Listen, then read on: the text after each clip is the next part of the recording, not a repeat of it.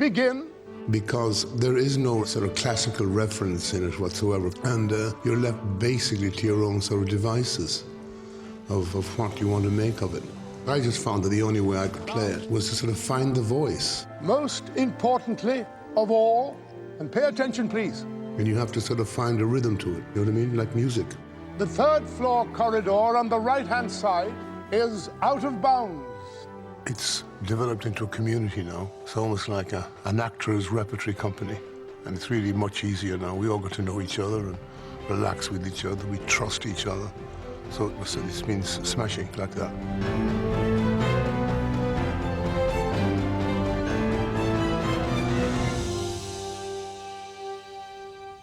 It is not our abilities that show what we truly are. It is our choices. We got to the point of editing the second film, and Richard was getting sick. And I remember going to visit Richard at the hospital. He was very ill.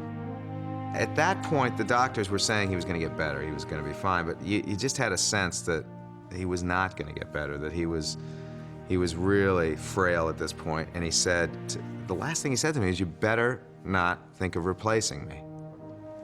And I said, "Don't worry. How can we ever replace you?" And that was really the last exchange we had. And then he passed away 2 weeks later. There was certainly a sense of great loss. We'd lost a great actor, we'd lost a really nice chap, and we'd also lost Professor Dumbledore.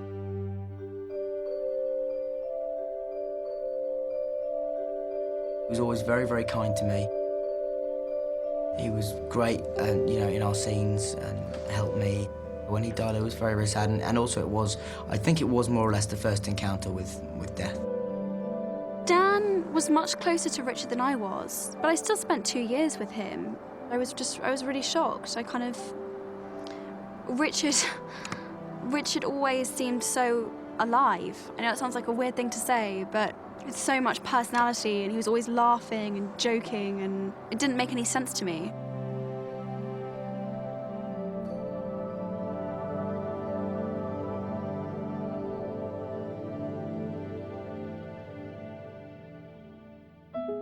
So it's Lumos Maxima once, doesn't work.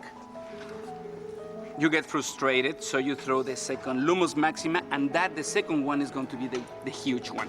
Like, should I see something in the book that tells me to do something a different way? I think that you already read instructions. It's more about... Perfecting it now. No, the word is expectations.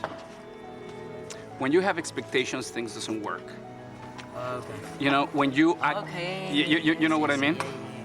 Chris Columbus had done an amazing job setting up the universe.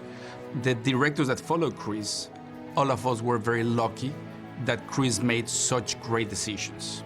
But there were places where I wanted to take this universe that were not present in the 2 previous films. Alfonso was kind of amazing to work with. When it comes just from your heart or from your own energy, then is when it happens, okay? Okay. It was a big step forward, I think, for us all working with him, because we all had to meet a whole new set of challenges. So that will take 6. Lumos Maxima. On, off. Lumos Maxima. On, off. Lumos Maxima.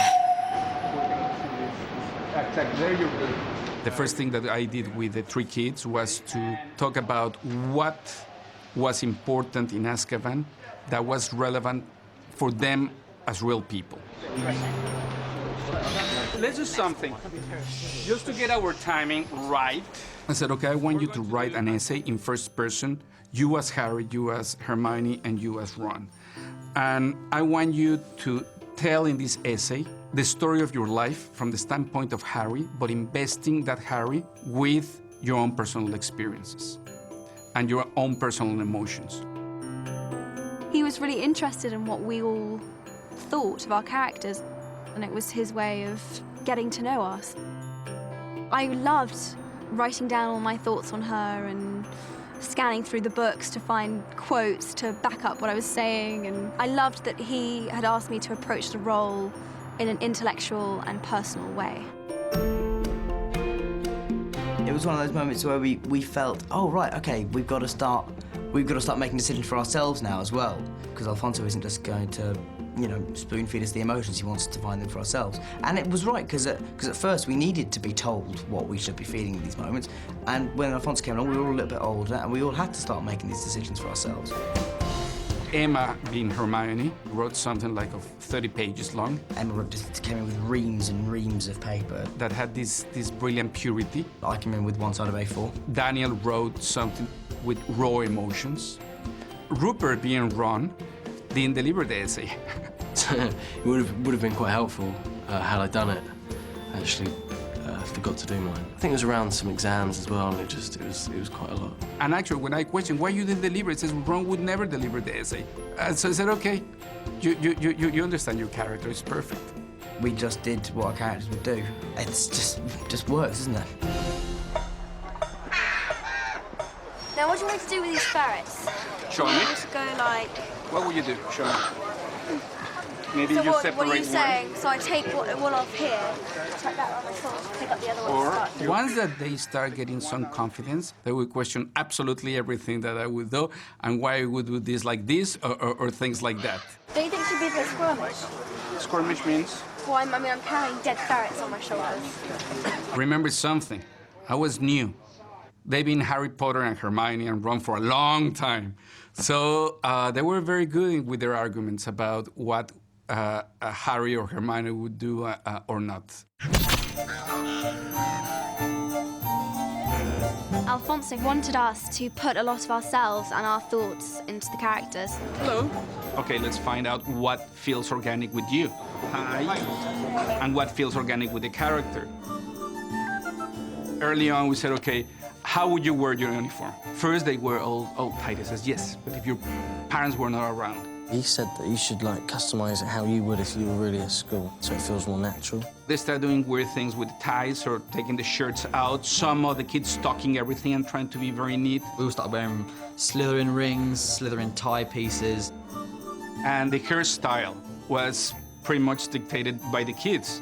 Because we wanted to be something organic, the hair, the uniform, and the attitude of each one of the actors. You go on living, but you have no memory. Your sense of self, you're just a shell. He told us the script that you've been given, if you don't feel that it's natural or that it works, then you just say, and we can change it. An empty shell. Well, if you feel saying no sense of self, if it helps, keep it. Yeah, it floats. If it floats, okay, so keep it. What I loved about what Alfonso did with it is that sense of rebellion. You realize that you're in a different world now. These aren't kids anymore. And this one, Hermione, she's rock and roll. She's girl power. She's out there doing everything. Foul, loathsome, evil. Malfoy insults her, and instead of keep walking, just ignore him. That's it. Smack. I remember agents start calling about possibilities to play Dumbledore. I remember David getting so upset and said, we're not going to discuss this for a long time. You know, he didn't want to go there. And I respect and admire that quite a lot. And then once that we needed to start moving on, I think that it was very clear that we were leaning very, very rapidly towards Michael Gambon.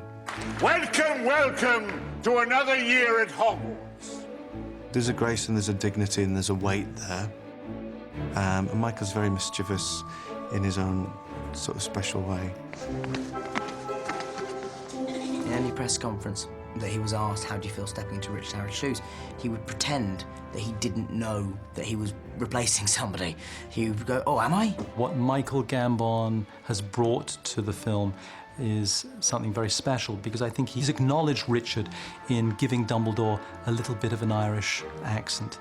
But he again has made the character very much his own. We must search the ground. Well, search the skies if you must, Minister. Meanwhile, I'd like a nice cup of tea or a large brandy. Something of the slight changes that we wanted to do is that we wanted to recover one element of the Dumbledore of the books, that is a certain, rather than a regalness, a certain funkiness. He could seem a little shabby and a little distracted, but actually he's completely in control of everything. And that's something that I think that Michael brought onto the table really beautifully. One more time.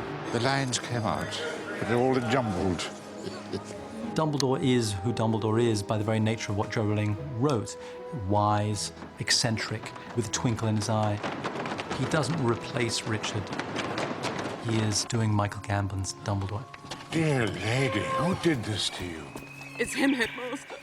The one they all talk about. He's here, somewhere in the castle. Sirius! Don't tell me you've never been hearing of Sirius Black. He's a murderer.